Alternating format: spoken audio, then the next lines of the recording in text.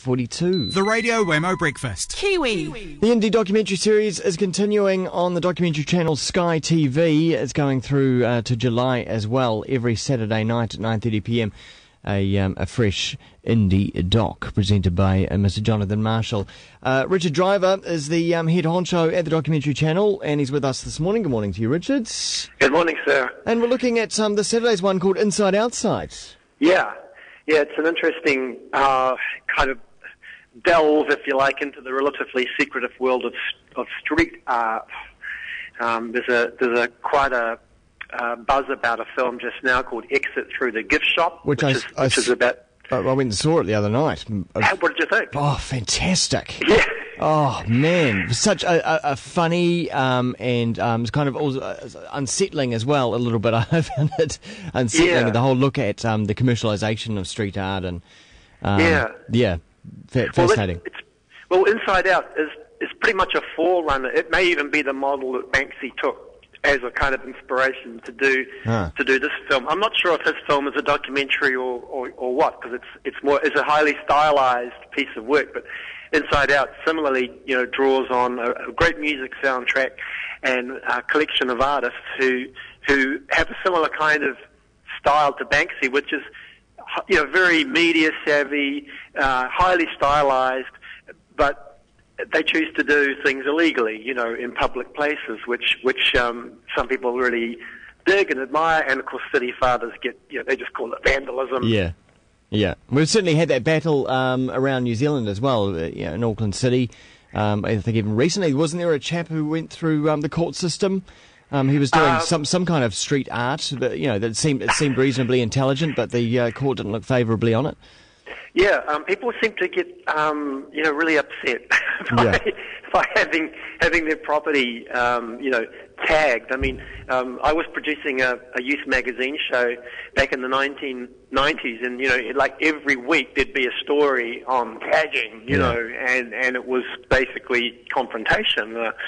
Young kids expressing themselves, and it has to be said that some of those young taggers then have back in the early 90s are now actually fairly established, artists who are doing work that you can probably pick up in the Momentum Gallery in Herne Bay and say, well, this is a piece of Kiwi, icon sort of work, And that's really the story of some of these street artists, particularly, of course, the most high profile being Banksy, where it started out as a street statement, and then the art crowd sort of got on board and pushed up the price of his works.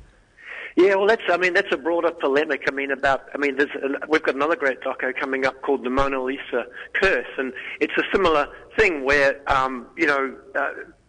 where people do kind of what might be regarded as something simple, heartfelt kind of folk art, and then someone, it's just like pop music, subversive things at some point are going to go, to the mainstream, and because someone's going to see a buck in it, what I mean? So, but Outside is really a very engaging and inside look at 5 or 6 street artists, from New York to Stockholm, Copenhagen, and Sao Paulo.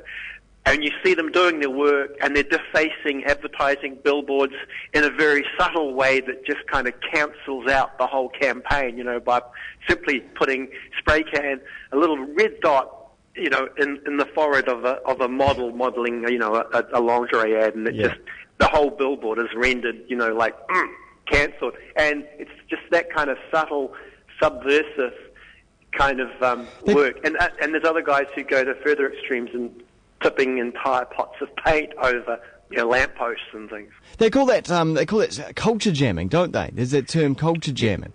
Yeah, I guess that is. It's a very anti-advertising culture kind of subtle form of attacking, and I think that it's the subtle approaches that because advertising is such a powerful presence in our lives. In itself, it kind of subverts our mindsets and our way of thinking. And these guys just come in and go, no, I'm not accepting that. I'll just put this red spot on that. on that face, and no one wants to be associated with a dead person. I've just killed that off. Yeah, exactly. Well, and that's right, because advertisers almost own the public spaces in a lot of cases, and artists don't. Well, that's right. I mean, you could see that they're fighting the good fight. You know, just bringing back some kind of simpler kind of human statement into our sort of public spaces, as opposed to something that might be tastefully done through a very expensive art department at an ad agency, but in fact, this is just subversion, to a commercial end. And hey, let's just fight against that. I mean, it's a perfectly legitimate kind of position to take, I guess. Well, it's certainly not one to miss. It's called Inside Outside. It is screening on the documentary channel Sky TV this Saturday night, the 19th of June at 9:30 p.m, and then it will be repeated at various times. The best to go along to documentarychannel.co.nz for all the various screening times. And don't forget the Vespa. There's a chance to win a very cool classic Vespa if you watch the show. Indeed. Well. Is it actually orange? Yep, I'm just looking at it now. It's a very bold kind of. I mean, they call it sunburnt orange, but it's kind of the original '70s color. If you can imagine those kind of lime green and orangey colors of the '70s. It's that kind of era, but obviously it's all modern technology attached to it. Lovely stuff. Yeah. Hey, thanks very much, Richard. We'll catch up again soon. Cheers. Thanks a lot. See ya. Cheers, bye. Richard Driver there from the documentary.